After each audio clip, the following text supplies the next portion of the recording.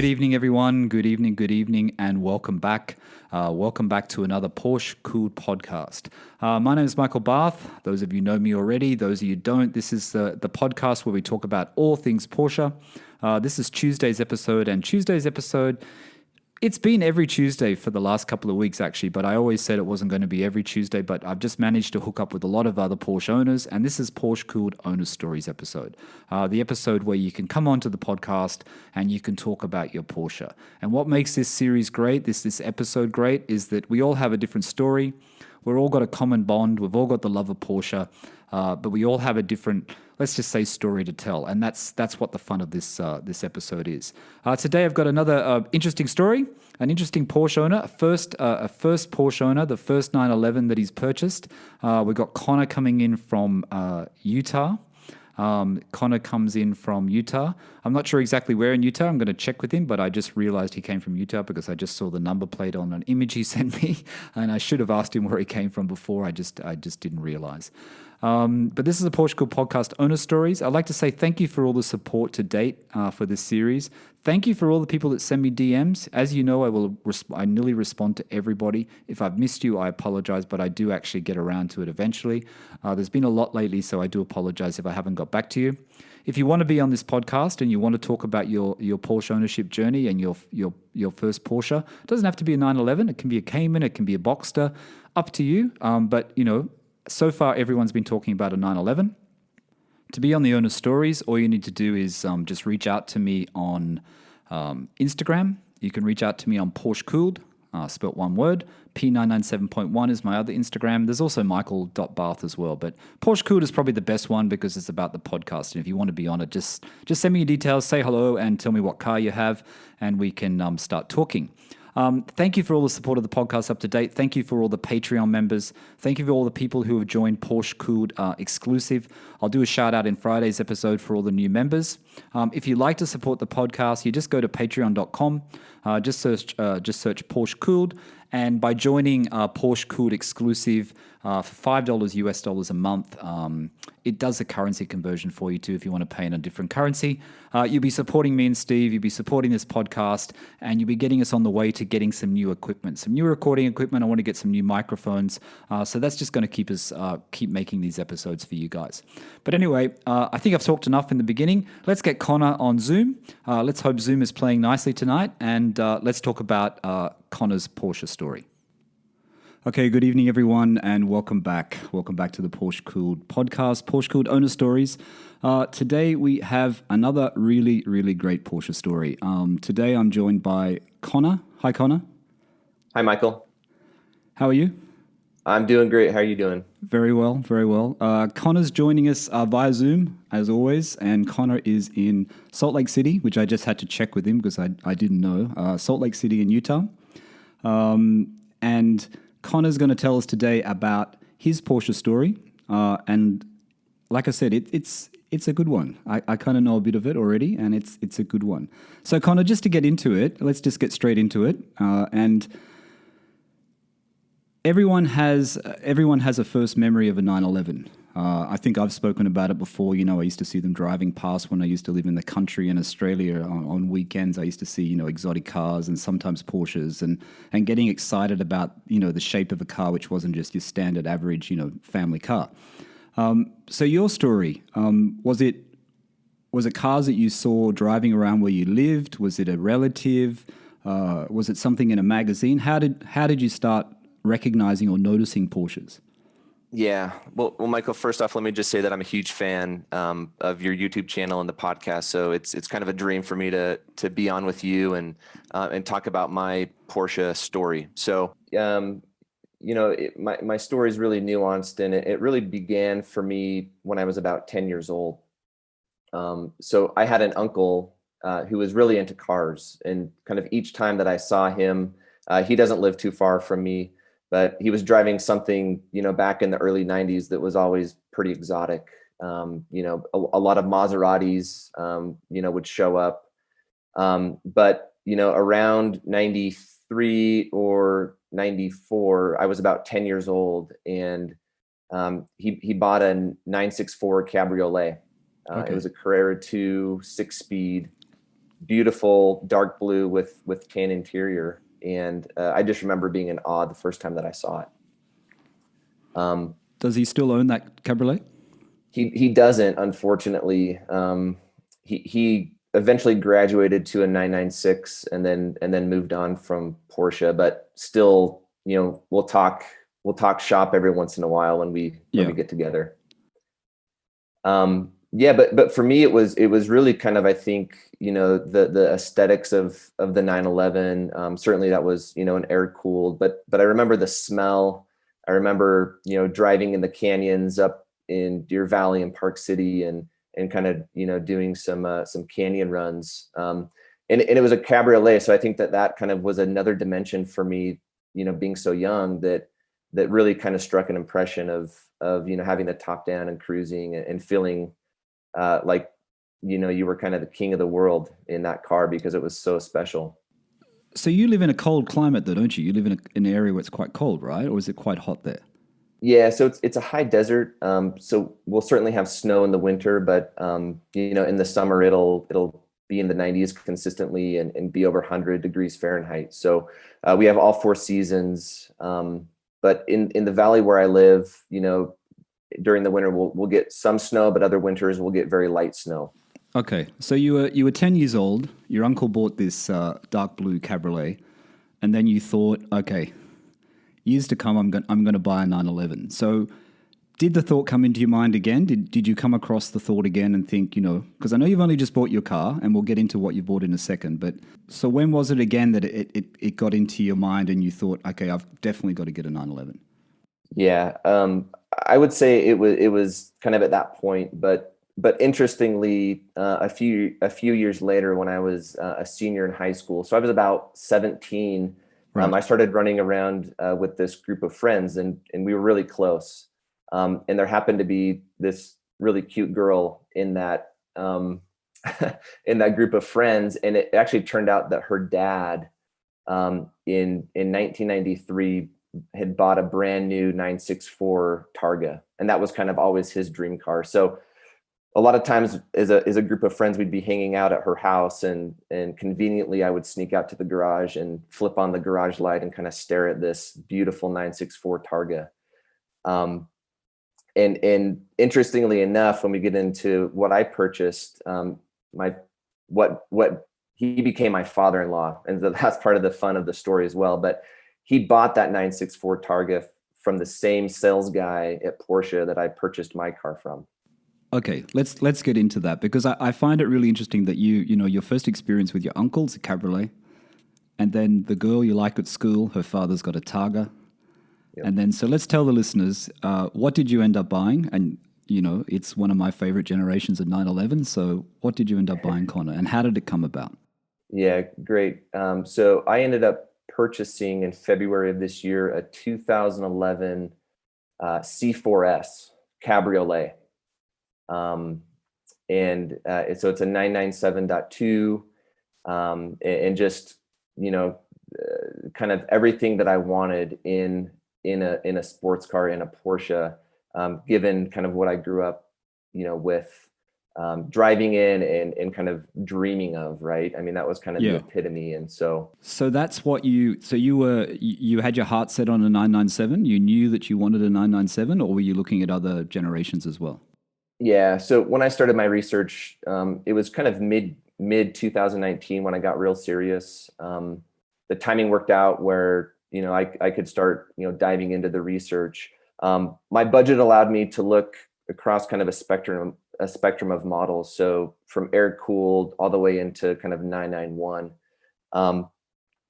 And so, air cooled because of kind of the history and heritage of growing up with, the 964s, was something attractive, but I wanted something a little bit more modern and a little bit more powerful. Yeah. I discounted the 996. That's a great car, but for me, I didn't want to worry about the IMS issues. The headlights, I still couldn't wrap my head around those. And then the 991, which I actually test drove, just felt a little too modern and a bit of a departure from kind of the classic Porsche 911, if you will. Yes. Yeah, I agree. So So for me, the 997.2 represented, for me, and now that I'm an owner, not to discount any other 911s, but I think that for me in my mind at the time was kind of the last kind of pure 911 before Volkswagen purchased Yep. Porsche.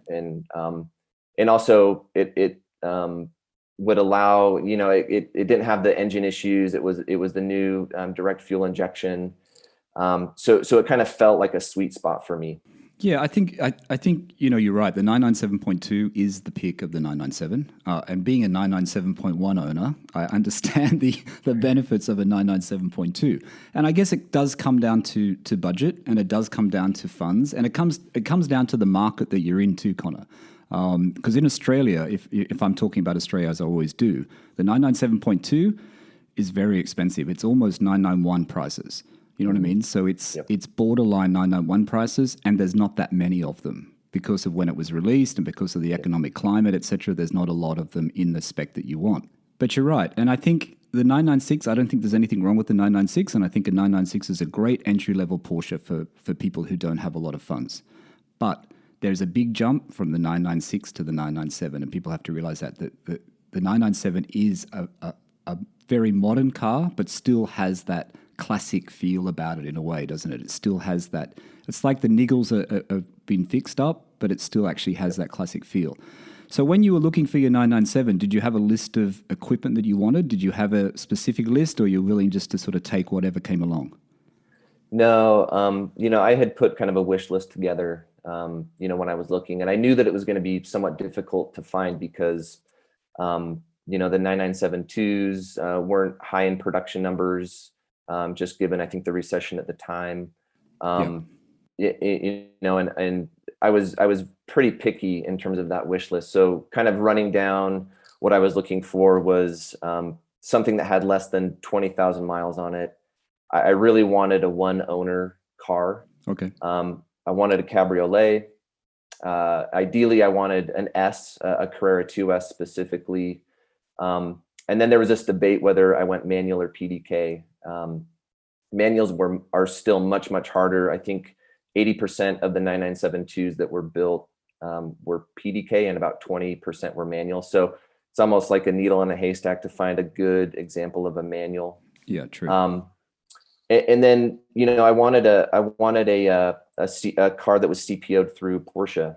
And that was kind of some of the recommendations that I had received from some people. And, you pay a premium for that, but I think that gave me a little bit of reassurance that it was going to be kind of a quality purchase for me.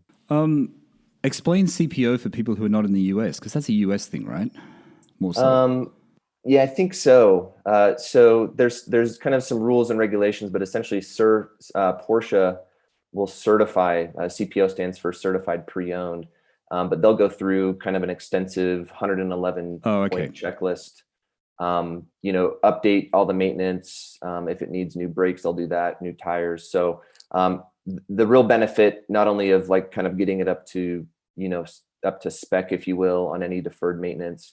Is that then they also will provide a 2-year warranty on the car after you purchase it. So kind of gives you as an owner kind of that reassurance that you have that warranty in place. So how many cars did you look at before you settled on this one? Yeah. So, in the midst of my search, I drove a manual 997.1. I drove a 991.1. That were just here locally at the dealership. So I really only drove, 2 cars before I found my 997.2. Okay. And tell us about the options on your car, because I know I've seen pictures of it and it looks fantastic. In fact, I saw a car on Instagram yesterday on the Paint to Sample Instagram, one of the Paint to Sample ones. And it's a car that was spotted in France, I think it was. Okay. And it's a new Turbo S Cabriolet. And it kind of reminded me of yours. When I saw it, I thought, oh, that's a bit like Connor's, even though it's in stone grey. It's got the brown interior. It's got the... So tell everyone the color, tell everyone and some of the options that came with your car, because I'm sure people are interested to know. Yeah, the color's interesting, and maybe we can get into that. But, just running down the list of options that came with the car. And And when I got the call, it checked all of my boxes. So it's a cream white, which is a pretty unique color and one that you Yeah. don't see a lot. Is that sorry, Connor, is that a paint to sample color? Was that a special custom color? Because I looked at it and I thought it's a Carrera white, but it's not. And it's kind of got like cream to it. I wasn't quite I know it's a rare color. You don't see it very often. Yeah, it's not a paint to sample. I actually called it paint to sample on Renslist and kind of got in trouble by some of the posters, which was good. I learned a lot about that. But yeah, so cream white was more of like a what they called a premium color at the time. So looking at the build list, it was like a $3,100 color option. So and then, so cream white, it has the Cabriolet roof in cocoa, and then it has natural brown leather interior. And for me, I wasn't immediately in love with the cream white, but with that natural brown leather interior, it just goes really, really well together. I'm looking at it, just for the listeners, I'm looking at a picture of it now that Connor sent me through Instagram. And I know this combination in certain countries may not be everyone's taste, but honestly, you don't have it on your Instagram, this photo of your car, do you? Did you post it on your Instagram? No, you don't. Okay. No. It'll be in the thumbnail of this podcast anyway, so people can see it, and I'll put it on Instagram if you don't mind. But I'm looking at the photo, and I tell you what, the combination, Connor, works really, really well together. Like that white, it's got so much depth to it, then the cocoa top, and then the tan interior. Is that full leather interior? It is, yep. Okay, and I'll let you keep going. So what other options does your car have? Yeah, so it actually was PDK, which was perfect because my wife doesn't know how to drive a manual. Her father actually used that as a defense mechanism, so she wouldn't steal his Targa when she was younger. So this is our car. It's fun for her to be able to take it out and put the top down, and she looks really good in it as well. Heated front seats, ventilated seats. It has the sports chrono package. The Bose sound system, and the 3-spoke sport steering wheel, which I love. Yeah, it's got the right wheel, that's for sure, and the paddles as well. And it looks like the seat backs are full leather as well. It looks like it's full leather interior, isn't it? It's beautiful. Yeah. Some of the exclusive options were the sun visors in leather, the center console in leather. The Porsche crest on the headrests, and the gate surround in leather on the PDK shifter. So really spec'd to the nines. I think they did a really good job. It was a beautiful optioned car. And nice and very low miles as well. So because you got it as CPO and you bought it from the Porsche dealer in your area, you didn't have to get a PPI, right? Because they're going to warrant everything and guarantee everything, or you still get a PPI from someone independent. Yeah, there's a number of schools of thoughts around that. You'll talk to people that say, hey, a Porsche dealership is in it just to make money. You're best off also getting an independent PPI. I didn't do that because I was able to, see and drive the car on a couple of occasions actually, and I kind of knew the shape that it was in. So I didn't feel like I needed to go through with that independent PPI. But yeah, I mean, you kind of read the CPO report, and it's a pretty lengthy document of everything that kind of checks out. And then also, what they did. So on my car, they, changed the oil, did the plugs, put new tires on. So I felt like I didn't need to do that personally. But the car had a very well documented service history, right? You said that before. It did. And only two owners before you, or one owner before you. One owner, yeah. And for the listeners that had, when I purchased it, it had 12,400 miles. So really low miles, which again, I think, that's what I wanted. Some will say, that's maybe a negative against the car, and it still has some bugs to work out. But for me, that's what I was looking for. And so it made sense. I don't think it's a negative, not with the 997.2. You know what I mean? I know people say that about the 996, and they say it about the 997.1. That it should have more miles on it, especially the 996, just so that the IMS issues are worked out, or you're not going to have that issue. I think with the 997.2, obviously they're very reliable. I don't know of any there's no major problems with the 0.2, is there? No major recalls or anything that happened to that model, that generation? some people say that the high pressure fuel pump, will go out at some point, but Okay. Really other than that, no known issues to date. Right. So let's just go back. Let's just go back to the beginning. So it makes sense why you bought a Cabriolet. You know what I mean? It really does because of the Targa and the Cabriolet from your uncles and the Targa from the friend at school. Tell us what happened with the friend of school, because we didn't get into that story and we're still in the background part here, even though we're jumped forward. So you knew this girl at school. Her father had a Targa. How did that influence your decision with the Cabriolet? Yeah.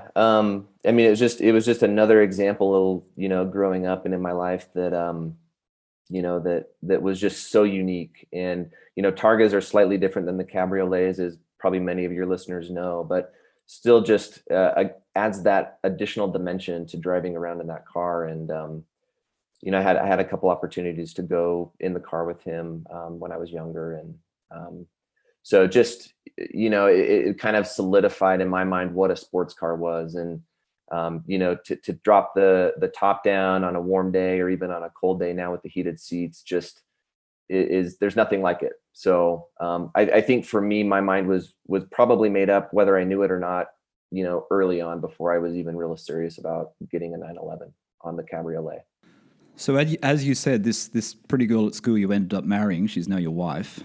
How was it when you went to the Porsche dealer? And I hope your wife was with you. I hope you're going to say your wife was with you when you picked up your new 911. Yeah. So that's an interesting story because it was in February of this year. And so kind of COVID was just kind of a thing. And she was actually sick with the flu.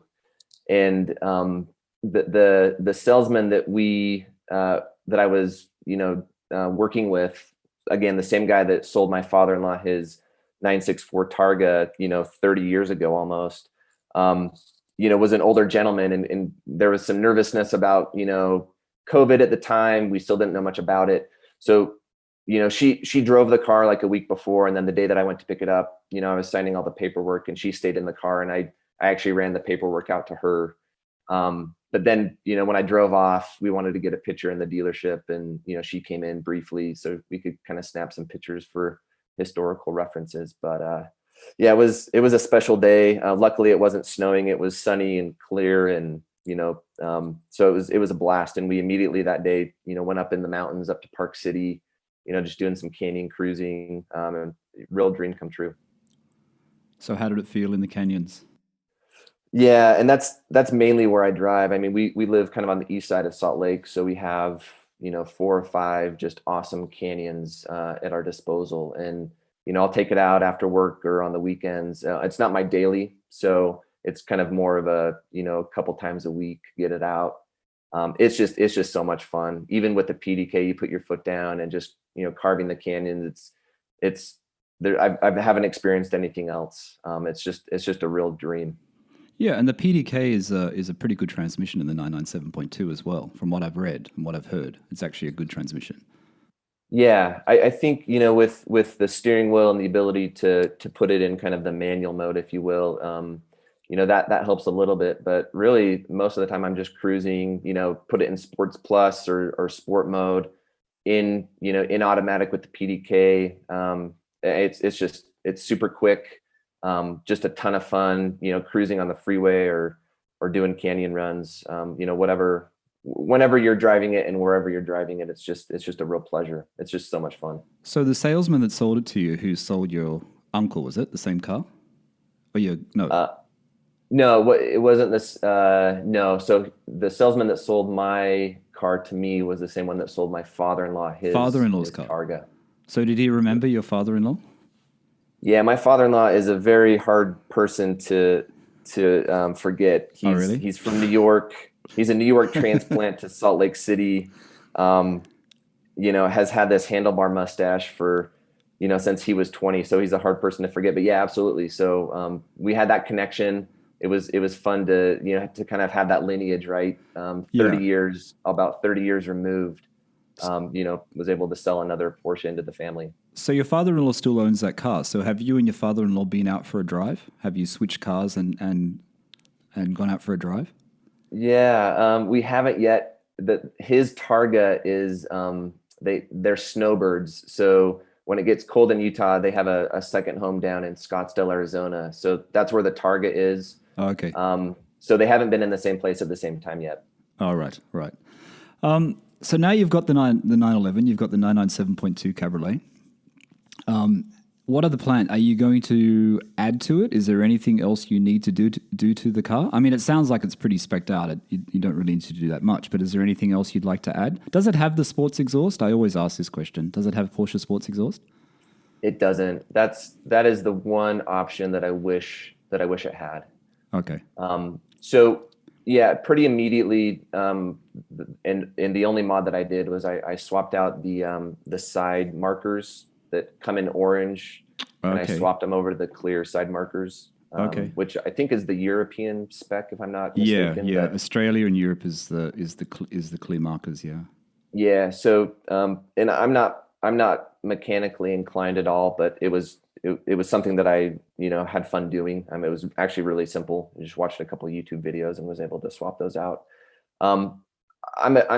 Yeah. Sorry, what are the wheels on your car, Connor? What are those ones Yeah, called? so are they usually in two-tone? They're usually in or is that a 9? No, it looks like the 997.1 wheel that used to be in two-tone. Yeah, so those are the 19-inch Carrera Sport wheels. They're the standard wheel on the Carrera 4S, or they're the optioned wheel? Those I believe are the optioned wheels. Looking at the build list, there was a incremental price of like $800 for those specific wheels. So it might be an upgrade. I'm not really sure. Okay, so you've changed the side markers out. Yeah, and when it comes to Porsche, I'm a bit of a purist. I don't think I'm going to do much more to the car. Listening to your podcast and others, the one thing that I'm kind of considering, and I'm not there yet, but it would be to swap out the exhaust. And yeah, I think for your car, the 997.2, Sharkworks do a really good exhaust for that, don't they? It's just the bypass, I think. Yeah, I think you're right. There's quite a few options. And then Pfister is probably the one that I've researched the most. I think just because it seems to be a pretty clean kind of swap, and also gives a nice exhaust note. Going the OEM PSE route is really expensive. That's something that I am intrigued with, but I think the price is gonna kind of win out on that one, and I'll probably go with something else if I do upgrade the exhaust. Yeah, to put the Porsche OEM PSE into the car, and I looked into this briefly when I was doing my exhaust on my 997.1, and it was expensive. The exhaust was expensive, and where I'm located, the labor to do it was a lot of labor, and it was going to be a lot of money. So that's why I think Darren Pfister actually does have a really good product. It works really well. It sounds really good. And the main issue with me when I got the sports exhaust is I didn't want anything too loud. I didn't want it like Steve's GT3. I didn't want it this crazy sound. Even though it sounds great inside the cabin in his car and it's not droning, it's a loud exhaust, and it's a different engine, so it sounds different. And the benefit of the Pfister, if you're worrying, is it's very peaceful if you're not driving hard. Do you know what I mean? It doesn't really sound that much different to your stock 997 or 997.2. It really is when you're on the canyons, when you're on the twisties, and you start going through the gears, and that's when you go, wow, I'm glad I did this. It really does. Honestly, Connor, it makes... I can never say this enough because it really does make such a difference. You know what I mean? It's when you start it up in your garage, when you're reversing into your garage or driving out of your garage, even when the car's cold, and it's when you're on those twisty canyon roads that you really think this was money well spent. And the thing is, it's an easy changeover. You know what I mean? If you don't return your cores, you can always change it back. It's not like a big deal. So it's not a major sort of project. But I recommend it. I think,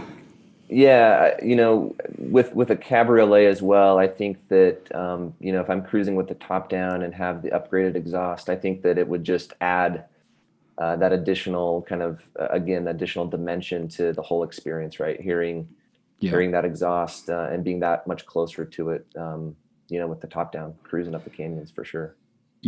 I know you listen to the podcast, as you said, but you know I'm a fan of Cabriolets. I think Cabriolets are on their way back. I mean, other people laugh at me at this, but I'm actually serious. I think Cabriolets they've been overlooked. They've been overlooked by purists. They've been overlooked by, a lot of people, and I think they're really coming back. And, you telling your story today, Justin, a couple of episodes ago in Australia with his 996. I have another gentleman who's a member on Patreon who's also just in Melbourne, he's bought a Carrera 4S like yours, but white with black interior. So people are out there buying, Cabriolets. And I think your decision to get a PDK, and I think this is, you say when you go on Renlist and you say something and they sort of, they stamp you down and they, you can't say a wrong thing on Renlist, otherwise you get in trouble. It's a bit like, buying a PDK in a Porsche or buying a, Tiptronic or whatever. I think people have to realize that you buy it for a reason. And the fact that you want your wife to drive it, and it was the same story as in Craig in Last Owner's Stories. Well, not the last one, but the one before, talking about how he bought the Tiptronic because he wanted his wife to drive the car and he liked the idea of the Tiptronic. There's a reason for it, you know what I mean? And it makes sense. And sometimes the car is just not for you, and there is nothing wrong with the PDK. The PDK is a great, great transmission, and a lot of research went into that transmission. Yeah, that's a good point, because this isn't, like I said, this isn't my daily. I think if I were looking for something that I would daily, I probably would have gone with the coupe, just to avoid, driving a soft top around day in and day out, exposed to the elements. When I'm not driving, my C4S, it's in the garage, it's typically covered. I take really good care, of it. So, I think for me, it just came down to, how I was going to use it, the experience that I wanted, and hopefully it's not my last. So I always have the option in the future to maybe get a coupe and experience that over a cabriolet. So what, first 911, what do you love about it? What is the thing that comes into mind? The first thing that comes to mind when I say, what do you love about the 911? Yeah. Now having owned one, I love the engineering of the car. I mean, it's unlike any other car that I've ever been in. And I've been in, some really nice cars in my life, but it just is solidly built. That it's quality the second that you sit into it, or that you get in it. And then I love just the dimensionality of that car, right? You can run it and go pick up groceries. You can go pick up kids from school if you need to, but then also it just turns into this amazing sports car if you want to throw it in sport or sport plus mode and rip up the tarmac. So I think the versatility of the 911 is also just something that's really compelling and probably the thing that I love most about it. It's really understated. It doesn't turn a lot of heads. Yeah. But and that's good, because that's not something that I was looking for. For me, it was just kind of a something personal that I wanted to buy for me and for my wife, and that's kind of what it ended up being. But yeah, I think the engineering is bar none when it comes to how these 911s are built, and the thought and engineering that went into them. Yeah, I agree. And they're not, and I've said this many times before, they're not really an expensive car to own. They're not that expensive. I mean, relatively, they're not expensive to really own. You know what I mean? If you pick the right one, if it's well looked after, and if you keep, you do regular services on it and all those sort of things. What I love about the 911, and I've mentioned this as well before, is that first drive that I had, Connor, and it's just the weight transfer. It's just when you're on those twisty roads, those canyon roads, and you feel that, you feel that transfer of weight. Whether it be a Carrera 2 or a Carrera 4, you still feel it. It's that the rear engine, like you said, the engineering, it's 50, how many years of history, 70 years, you know what I mean? There's so much history in that car, which makes it really, really special. And that's what I love about the 911. Every time you get into it, and, I've been part of my car for a long time, but, when I get into it, it's just straight away, you drive it and you just think, wow, this is really a great car. You know what I mean? And it can get better. You can buy better ones. You know what I mean? I've got the base Carrera, as you know, but you can buy better ones. And it's just that, that wanting that is always there. Yeah, I think Porsche has done a really good job continuing the heritage of the model, and with each release, I guess it continues to get better and improve. And we can go back into the earliest model all the way up to the 992, and you can see kind of the linear relationships across the models over many decades. And I think because of that, we get to experience what you just described, right? Is all the benefits of years and years of thought into this, Yep. and passion as well into the 911. So the power of Porsche, it always makes you want something else. It always makes you want more. You know how I want a 912. In fact, I found a 911T now. I've actually got distracted again. I found a 911T for sale at European Collectibles in California, which is like sand beige as well. I've got this thing about sand beige classic 911s, or 912s. They just keep popping up. This one is expensive though. It's $75,000 US, which is Wow. probably a little bit too expensive, but it's a beautiful, beautiful example. So I know you've just bought your car and you only bought it in January, right? Beginning of the year. February, yeah. February. So you've only had it for a short amount of time, and you've had it during COVID, which has been a bit of a weird time for all of us. What would you buy next? Or what would you complement to the one you have now? Yeah, that's a great question. I think having the experience that I've had over the last 8 months with the Carrera 4S, and feeling like I don't really need to graduate into something with more power. I mean, I love the idea of kind of a GT3, or even like a turbo. But for me, my car has enough power. I don't think I need anything else. So really, kind of as I, and you're mentioning, all these next cars that you're thinking about, and it's a slippery slope. It is. It definitely is. So yeah, for me, there's kind of this question in my family right now. My father-in-law is in his 70s. The question is, who's going to inherit the Targa? And I think I did myself maybe a slight disservice by buying the 997.2, because maybe in his mind I already have a Porsche. I don't need the Targa. But regardless of what happens there, I would want to look to get a 964. Just again, a throwback to how I grew up around those 964s. Air cooled is very attractive to me. Yeah. But they're also very, very expensive. So, but again, if we're dreaming, definitely keep the 997.2. My plan all along was to hold that, maybe until it just doesn't work anymore. Hopefully for many, many decades. But yeah, I'd look to get like a 964. Yeah, the 964 is appealing, isn't it? I mean, I'm a fan of it as well. They say the 993, and Steve has owned both. He's owned a 964 Carrera 4 years ago, and he owned a 993 Carrera. But they say the 964 is actually not as reliable, and I don't know how true this is, but not as reliable. It can have more issues than the 993. To me, I was never a fan of the 964. I've actually grown to love it. I always thought it was a bit ugly, those bumpers, when I first saw Steve's car way back, in 2000. But I think there's something really special about the 964 now. And they don't come up very often. I don't know how much they are in Utah. In Australia, the one I mentioned, the oak green one in Melbourne, which is still for sale, manual tan, 1990, I think it is, 1990 model. And that's 150,000 Australian dollars. So that's about 115,000 US, roundabout. Yeah. I keep my eye on the market a little bit. You can pick a pretty good example with somewhat low kilometers on it for around 70 to 75,000 US. Yeah, so that's good. Yeah, I mean, that's better than Australian better. prices. Yeah. Still a lot. Well, what's interesting?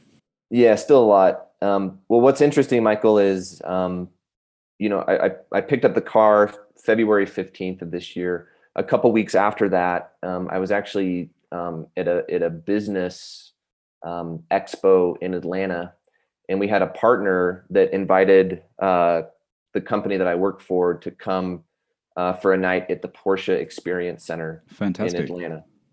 And so we were able to look at all the classic models that they have there, but then they also had all the 992s lined up, and it was almost like an amusement ride where you could wait in line, and then you could go, be a passenger in this car, and they take you around the track.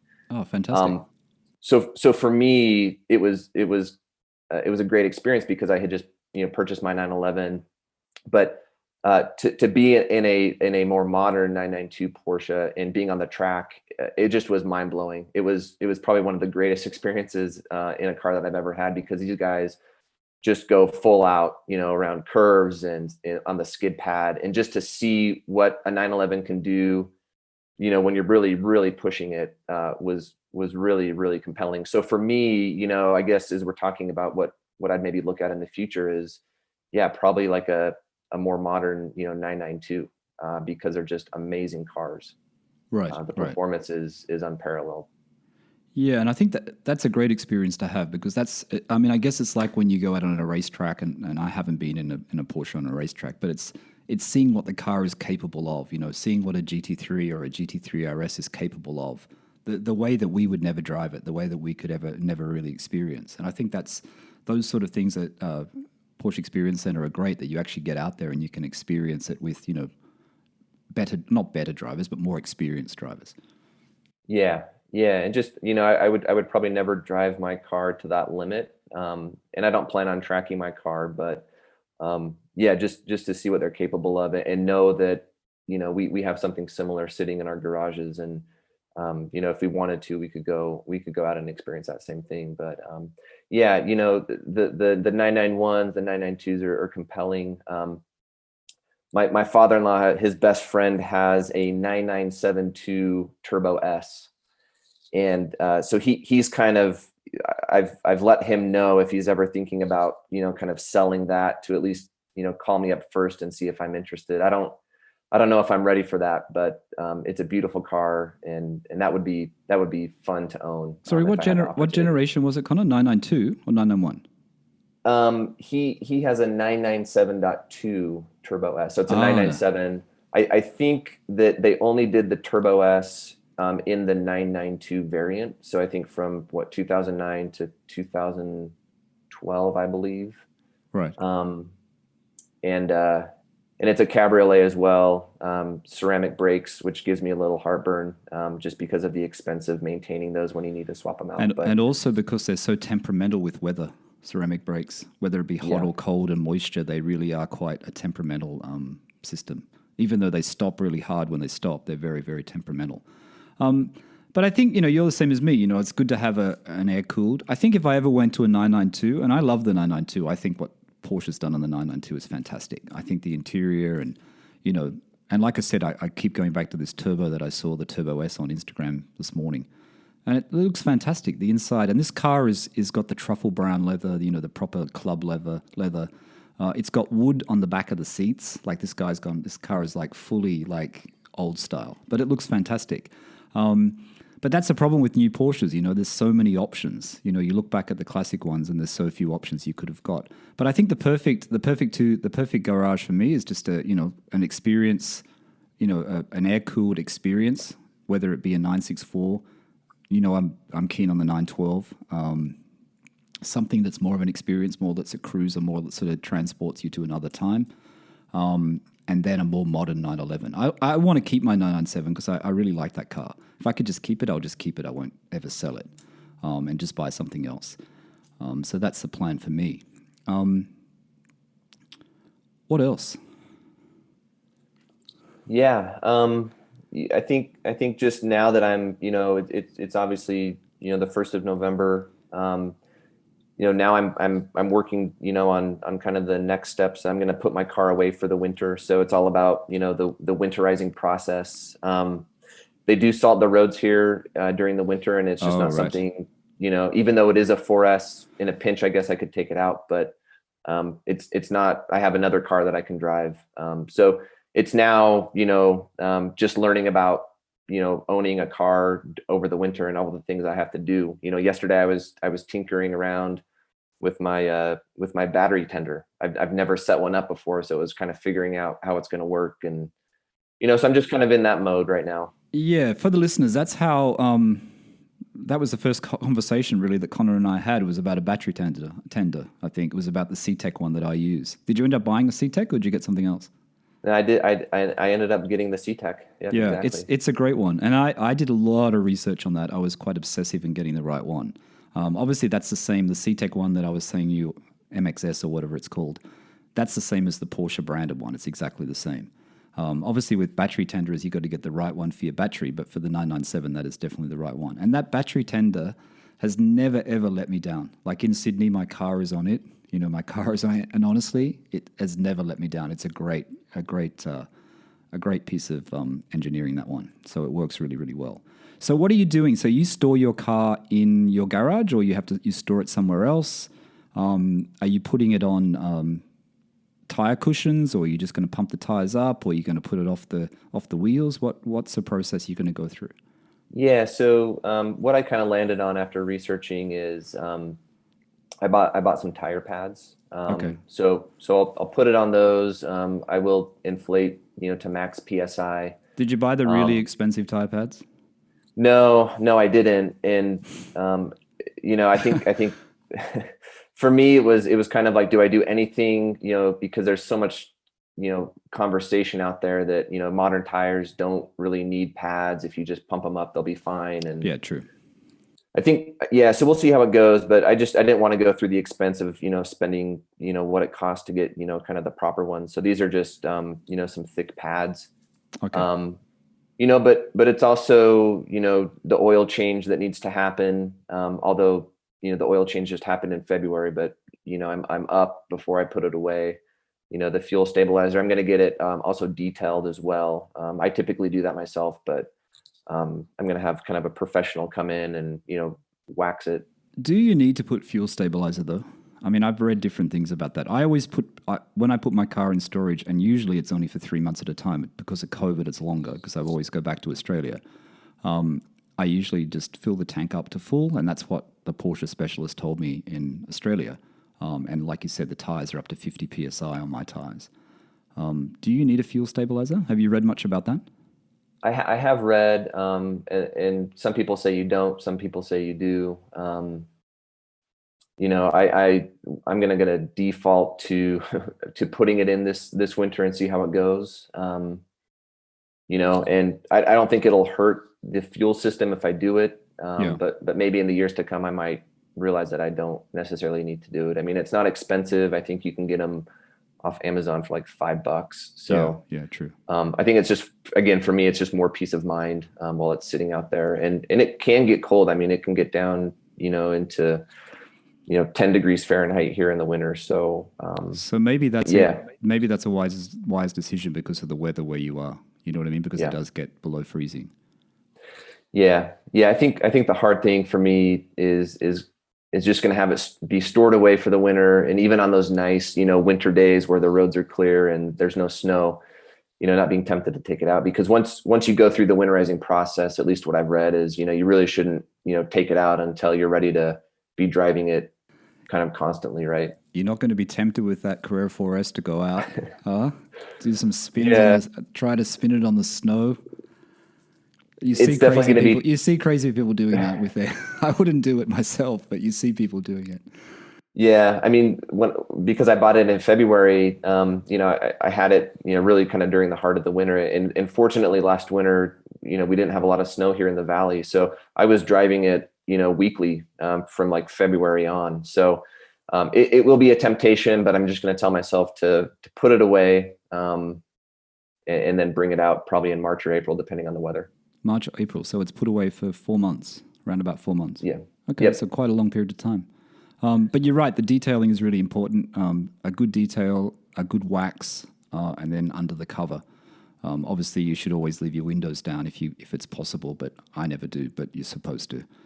And then when you take the car out of storage as well, as you'd probably know, Connor, the leather, you need to nourish the leather and to clean the leather, which is what I always do when I get back to Sydney. I always make sure I do the leather. That's one of the first things I do after I get rid of the tank of fuel.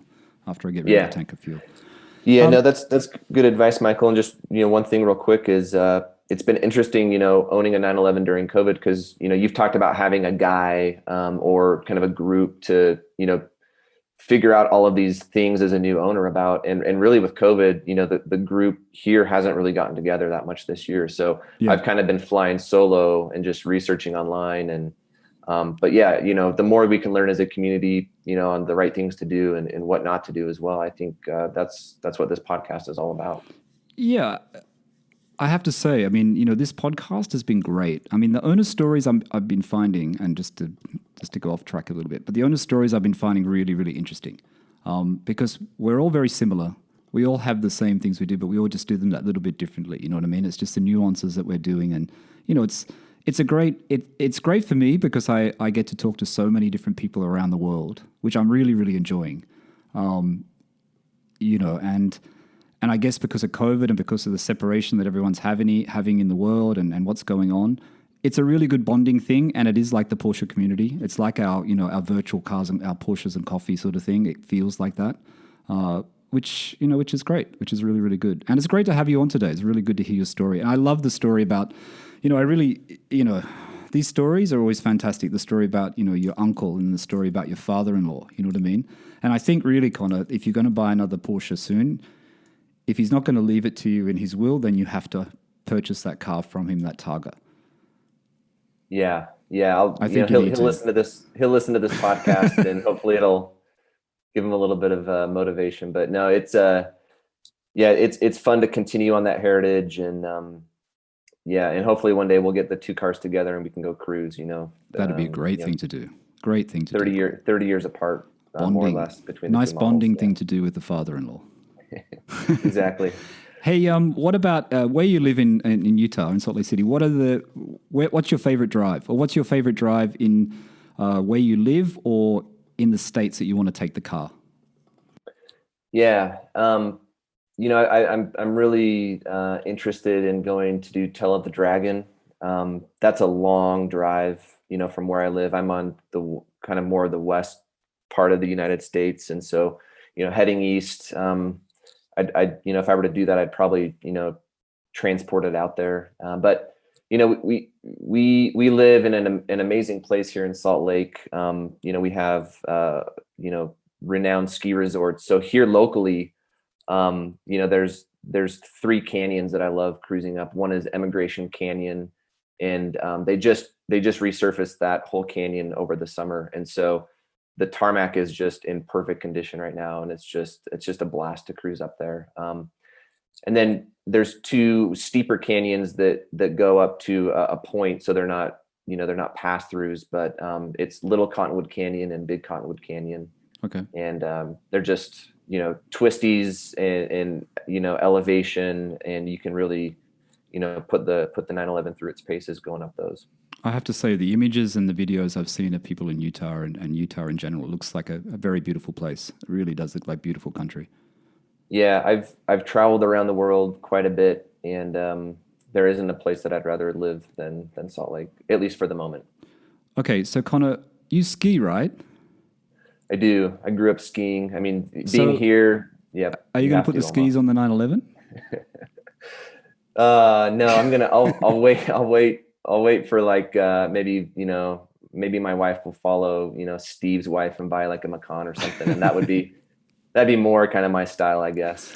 When I saw that you ski, I keep saying this car at Porsche Museum, the 996 Cabriolet with the hard top.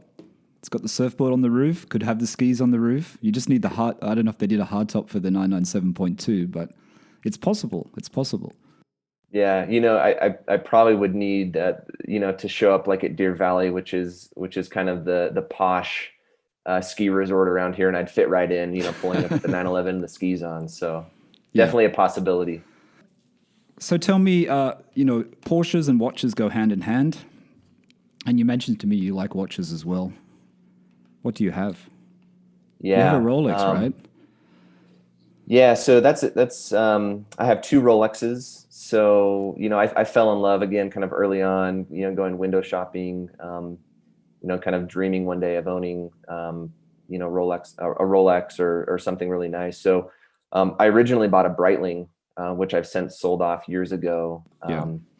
But right now, back in 2014, I bought a Submariner with a date, and it's it was the ceramic sub. So it was Yep. kind of the latest model. Nice. I'm actually wearing it Yeah, right now. it's a nice watch. Very nice watch. And then to complement that, a few years after that, I bought a 36 millimeter Datejust on a Jubilee, which I just loved kind of the aesthetic of having that Jubilee on kind of a dress watch, but dressing it down like, in the summer with like shorts and, a t-shirt, wearing a Datejust. I think that to me was kind of the vision that I had for that watch. I've never been a big fan of the Datejust, but I'm starting to look at it. I am actually starting to look at it. And I was listening to, I think it was the Hodinkee podcast the other day with Jenny L. I don't know whether it was a new one or an old one with Jenny L on it. And, I think they were talking about what's the Rolex that's the most underrated or something like that. And they say you should at least try on a Datejust. Go to Rolex, try a Datejust, try it on a Jubilee, whether it's 36 or the bigger size. Is it 40? They make it in 40 as well, right? Or Yeah, 41. 41, yeah. Yeah. Whether it's 36 or 41, and they say once you put the Datejust on, you will want one. It's that sort of watch that you don't look at it, it's not in your vision, but you will want one. Yeah, my friends that have Daytonas and subs, anytime I have the Datejust on, they all drool over it. Just because it's again, what we've talked about, it's a timeless piece, right? It hasn't really evolved. It is. Since it came out. And I think it's just a nice piece to have if you're gonna go that route. And I'll actually say that the 36 wears more like a 40 millimeter. It's really surprising. It's not too small. Yeah, it looks bigger than what it is. I have actually noticed that before on other people. The Jubilee bracelet, though, for those who don't know much about Rolex, just go to Rolex website and have a look. But the Jubilee bracelet is a really comfortable bracelet, and that's what's on my BLNR. And I don't wear it as much as my Sea Dweller. I wear the Sea Dweller more, but the Jubilee bracelet is a very light bracelet. It's a very comfortable bracelet. I keep getting people giving me comments, left, right, and center that's saying it's a very feminine bracelet. I don't think it's feminine. I think it's just traditional Rolex. It's like 70s Rolex. It's like original. And I think that's what's nice about it. But good choice. Good choice in watches. Yeah, it's definitely fun, to, again, always be thinking about what's next. And, the engineering and the thought and the quality behind, a nice timepiece is something that you can wear your whole life and then pass it down to the next generation. So it's keeps me occupied, and it's always fun to be watch shopping as well. It's like a Porsche. Very much so. Yep. All right. That's great. Anything else you want to mention before we go, Connor? No, really. I think my story is a little bit unique. I hope that people, can take something away, at least, maybe just the thought process, and make their own story. So we're all kind of in this together, and I think it's just been a dream come true for me, and appreciate the opportunity, Michael, to come on the podcast and talk about my 997.2. No, thanks so much for being on the podcast. It's been great. I've been wanting to have you on it for a while, and it's just fitting people in with my schedule as well. But I think you've got a great story, and it's about the 911 you can afford. It's about the 911 that works with you, with your partner, with your wife. It's the 911 that makes you happy, and I think you've bought the perfect one for you at the stage you're at in your life. And I think it just makes sense to me that you've bought a Cabriolet because of that history. It takes you back. I think it really does, and I think that's part of the reason why. But another great story. Thank you, Connor, for being on today. It's been fantastic. Hey, thanks, Michael. All the best. Thank you. Thanks, everyone, for listening. This is the PorscheCooled Podcast. This is Owner Stories. That was Connor coming all the way from Salt Lake City in Utah. Connor's talking about his 997.2 Carrera 4S Cabriolet, which is beautiful. Hopefully, Connor will put some pictures up on his Instagram so people can see it. But I will put that in the thumbnail when it goes up onto YouTube. Anyway, thanks, everyone. Thanks for listening, and bye for now.